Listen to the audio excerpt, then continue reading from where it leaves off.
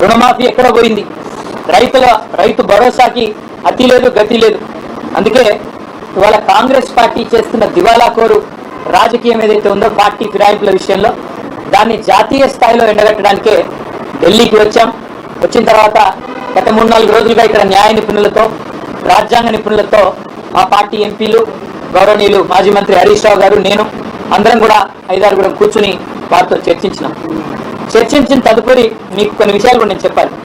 వాళ్ళు ఎంత నిస్సిగ్గుగా ఎంత నిర్లజ్జగా కాంగ్రెస్ ముందుకు పోతుందంటే స్వయంగా ముఖ్యమంత్రి Revanth Reddy Telangana CM gets AICC not to induct more BRS MLAs అంటే ఇక్కడికి వచ్చి వాళ్ళ అధిష్టానం అనుమతి తీసుకొని మరిన్ని ఫిరాయింపుల్ని ప్రోత్సహించడానికి రేవంత్ రెడ్డి గారు ముందుకు పోతున్నారు. అందుకే ఢిల్లీ ఎందుకు వచ్చాము అంటే పాత్రధారి హైదరాబాద్లో ఉన్నారు కానీ సూత్రధారులు ఇక్కడ ఉన్నారు, ఢిల్లీలో ఉన్నారు.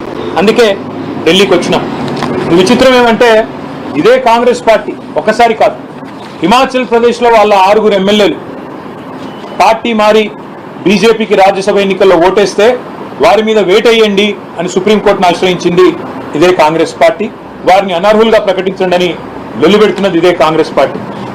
సుప్రీంకోర్టు దాకా వెళ్ళి ఒక ఎమ్మెల్యే గారు మణిపూర్లో ఆనాడు శ్యామ్ నాయక్ అనే ఎమ్మెల్యే శ్యామ్ కుమార్ అనే ఎమ్మెల్యే బీజేపీలో చేరి మంత్రి పదవి తీసుకుంటే ఆయన అనర్హుడుగా ప్రకటించేదాకా సుప్రీంకోర్టులో కూడా పిటిషన్లు వేసి కొట్లాడి ఫైనల్గా సుప్రీంకోర్టు నుంచి కూడా తీర్పును తీసుకొచ్చింది కాంగ్రెస్ పార్టీ. అది ఏం తీర్పు తెచ్చారు? 3 నెలలు చాలు స్పీకర్ గారికి, 3 నెలలు మాత్రమే కాల పరిమితి డిస్క్వాలిఫికేషన్ పిటిషన్ మీద నిర్ణయించడానికి అనేది కాంగ్రెస్ పార్టీ పిటిషన్ మీద సుప్రీంకోర్టు ఇచ్చిన తీర్పు.